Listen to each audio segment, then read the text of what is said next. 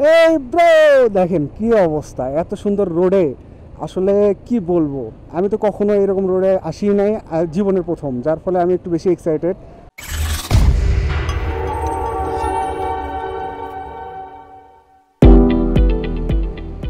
এই যে দেখেন, এই দুই সাইড দিয়ে পাহাড়, তারপরে আঁকা বাঁকা পথ, আসলে প্রাণ জোড়ানো একটা ব্যাপার। এরকম পথে হাজার বছর রাইড করলেও আপনার ক্লান্তি লাগবে না। দেখেন কি অবস্থা, চোখ জুড়ায় যাচ্ছে লিটারালি। এত সুন্দর, এত সুন্দর, মাশাল্লাহ মাশাল্লাহ মাশাল্লাহ, সুবাহান আল্লাহ। আল্লাহ আমাকে তৌফিক দিছে এরকম রোড দেখার জন্য, এই জন্য আল্লাহর কাছে হাজার হাজার শুক্রিয়া।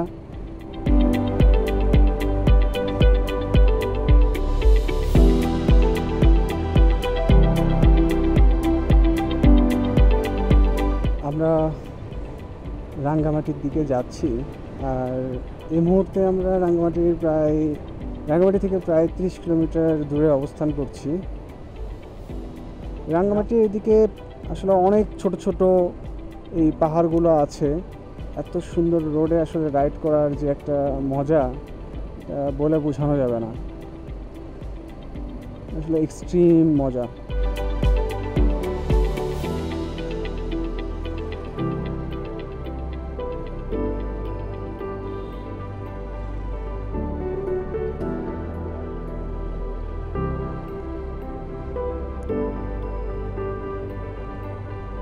আমি তো কখনো এরকম রোডে আসি নাই, জীবনের প্রথম, যার ফলে আমি একটু বেশি এক্সাইটেড।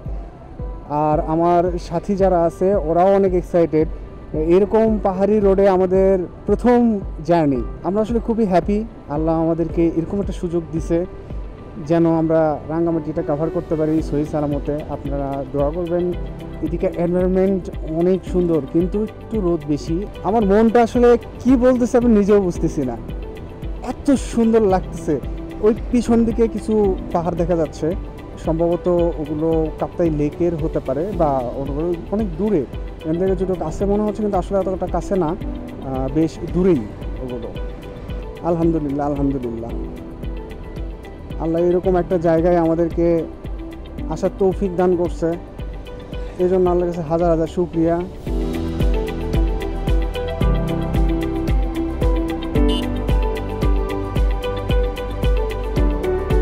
এইসব জায়গায় আসার আসলে মানে মেইন মজাটা দূরের পাহাড় দেখতে। এখান থেকে যখন আমরা দূরের পাহাড়গুলো দেখি, মানে তখন যে একটা এক্সাইটমেন্ট কাজ করে, এটা কাছে যাওয়ার পরে কিন্তু পাহাড়টা অতটা লাগে না। মানে পাহাড়ের যখন আমরা কাছে যাই, তখন কিন্তু আমার মনে হয় না এই ফিলটা পাওয়া যায় যখন আমরা দূরে থেকে যাওয়ার পথে কোনো জায়গায় যখন যাব, এরকম জায়গায় যখন যাই, তখন দূরে থেকে যখন পাহাড়গুলো আমরা দেখি বা দূরে থেকে সমুদ্র যখন দেখি, তখন যে একটা ফিল, এই ফিলটা কিন্তু অন্যরকম। এটা কাছে যাওয়ার পরে এই ফিলটা কিন্তু ওরকম থাকে না। এই যে দেখেন, এই দুই সাইড দিয়ে পাহাড়, তারপরে আঁকা বাঁকা পথ, আসলে প্রাণ জোড়ানো একটা ব্যাপার। এরকম পথে হাজার বছর রাইড করলেও আপনার ক্লান্তি লাগবে না। দেখেন কি অবস্থা, চোখ জুড়ায় যাচ্ছে লিটারালি। এত সুন্দর, এত সুন্দর, মাশাল্লাহ মাশাল্লাহ মাশাল্লাহ, সুবাহান আল্লাহ। আল্লাহ আমাকে তৌফিক দিছে এরকম রোড দেখার জন্য, এই জন্য আল্লাহর কাছে হাজার হাজার শুক্রিয়া, হাজার হাজার হাজার হাজার লক্ষ কোটি শুক্রিয়া আল্লাহর কাছে। রাঙ্গামাটি আর 20 কিলো, আমরা খাগড়া যাব, আর 3 কিলোমিটার আছে খাগড়া নামে একটা জায়গা।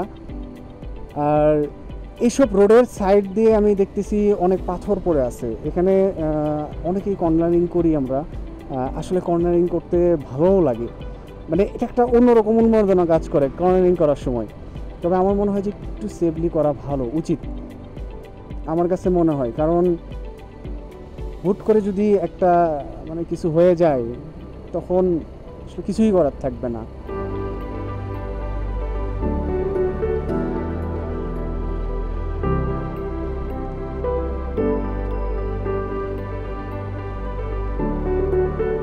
আমি জানি না এখানে কি কারণে, একটু আগেও আমি পাহাড়ে উঠছি, তখন কিন্তু এরকম ফিল হয়নি, কিন্তু এখন মনে হচ্ছে যে ইঞ্জিনটা একটু শক্তি কম পাচ্ছে। মানে এমন না যে পাহাড়ে ওঠার কারণে শক্তি কম পাচ্ছে, এরকম নয়, এটা অন্য কোনো কারণ হতে পারে, বা আমরা হয়তো কিছুটা উপরে উঠে এসেছি, অক্সিজেনের কিছু একটা তারতম্য হতে পারে বা এরকম কিছুর জন্য হতে পারে, আমি জানি না। আমার মনে হচ্ছে যে গাড়ি একটু হচ্ছে।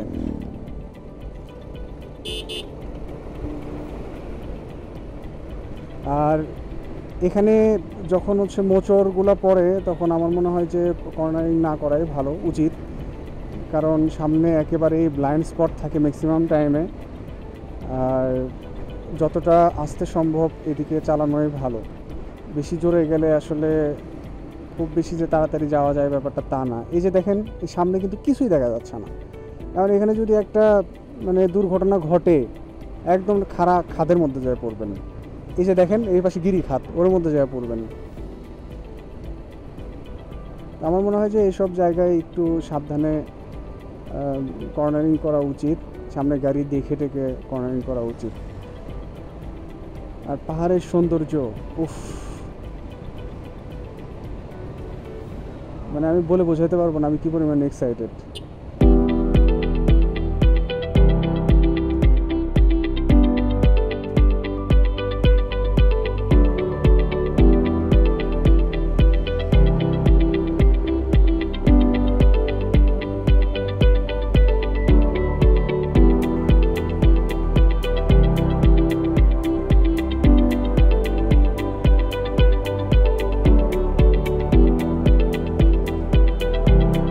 পাহাড় থেকে নামার সময় অবশ্যই আপনারা ইঞ্জিন ব্রেকটা ইউজ করবেন, কারণ ইঞ্জিন ব্রেক ছাড়া নামাটা আসলে মোটেও সুবিধার না। এই যে দেখেন কী রকম রাস্তা, এই রাস্তাগুলো দিয়ে যদি ইঞ্জিন ব্রেক না শিখে আসেন মানে ঝামেলাই হয়ে যাবে।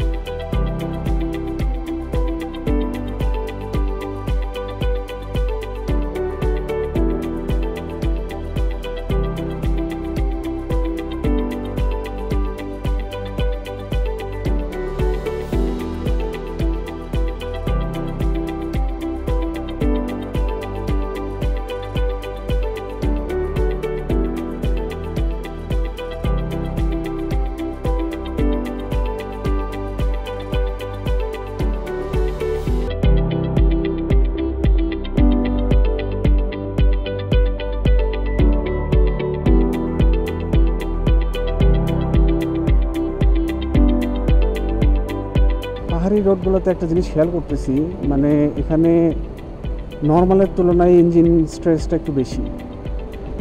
এখানে নর্মালি যেভাবে আমরা চালাই সাধারণত ইঞ্জিন যেরকম ফিল করে এরকম না, ইঞ্জিনের ফিল একটু চেঞ্জ হয়। সময় যত যাচ্ছে তত আমরা উপরে দেখেন কত উপরে আমরা চলে এসেছি, অনেক বেশি উপরে চলে এসেছি। এটা আমরা কি বলবো, একটা মোবাইলের টাওয়ার পর্যন্ত দেখেন কত নিচে। যত উপরে যাচ্ছি তত ফিলও বেশি হচ্ছে, আবার ভয়ও লাগতেছে, ভালোই ভয় লাগতেছে।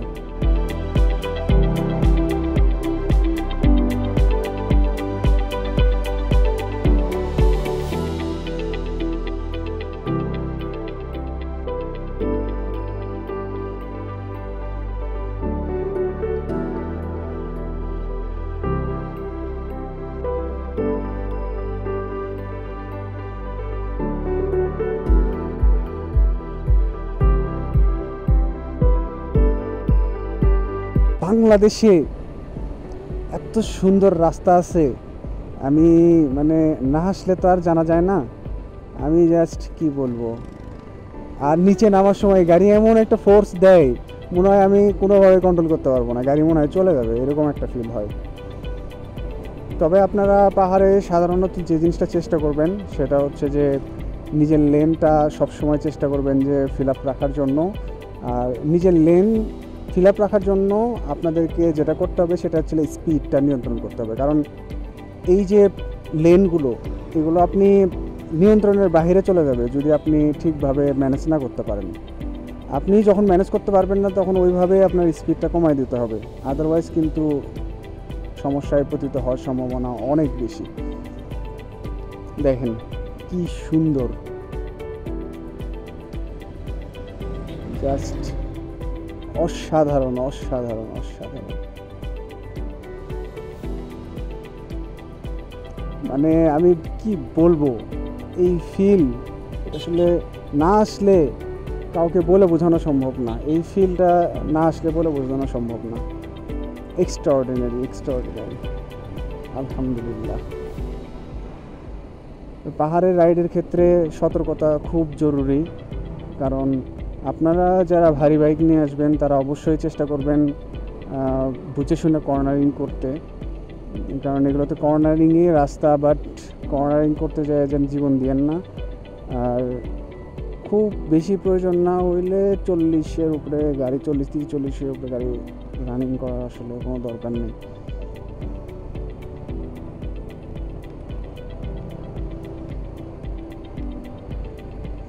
এগুলো সম্ভবত পুড়ে দিছে, ছাই বোঝা যাচ্ছে, যতটুকু বুঝতেছি ছাই। এই যে দেখেন, এই দেখলে ভয় লাগে না? আমার তো গায়ের ভিতরে কেমন কেমন কেমন কেমন করতেছে এই রোডগুলোতে।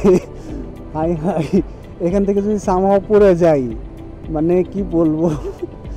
ওই যে হয় না, ছাদের যদি কোনায় আপনি দাঁড়ান তাহলে আপনি বুঝতে পারবেন এটা। ছাদের কোনায় দাঁড়ালে একরকম মানে একটা শরীরের ভিতর কেমন কেমন কেমন কেমন কেমন কেমন করে।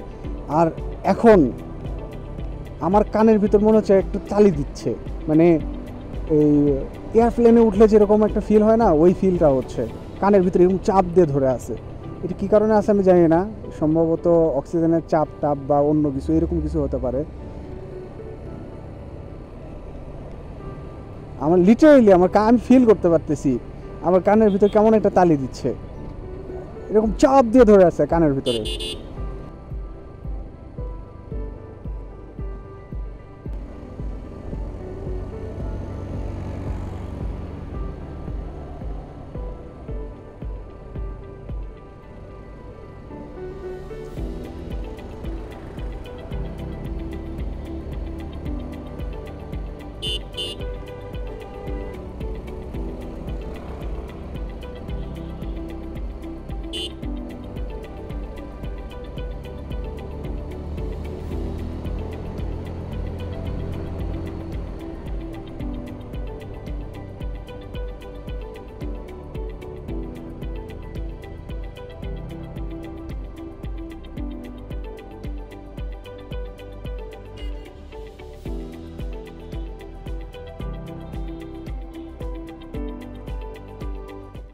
ভাই রে ভাই, আমরা এখানে একটু দাঁড়াইছিলাম,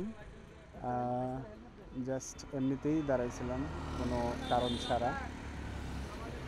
আবার আমরা রওনা দিচ্ছি।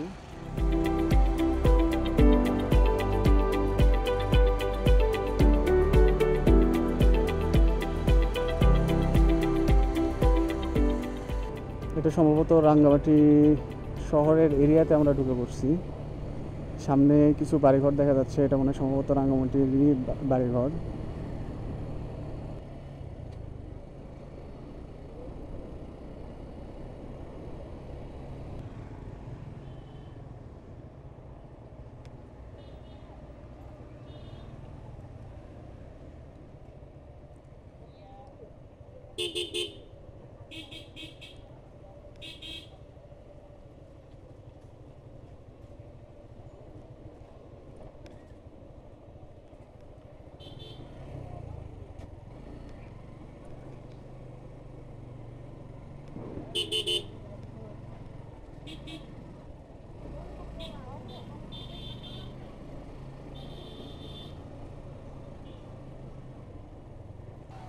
তো আমরা চলে এসেছি প্রায় কাছাকাছি। এই যে আমাদের ছোট ভাইয়ের সাথে দেখা হয়ে গেল। কি অবস্থা ব্রো? তোমার এটা তো আরো আগে, হ্যাঁ, আরো আগে আমরা একটু সামনে চলে গেছিলাম। কি খবর? আপনি এই কেমনে? পড়ে গেছে। কিভাবে পড়ে গেছো?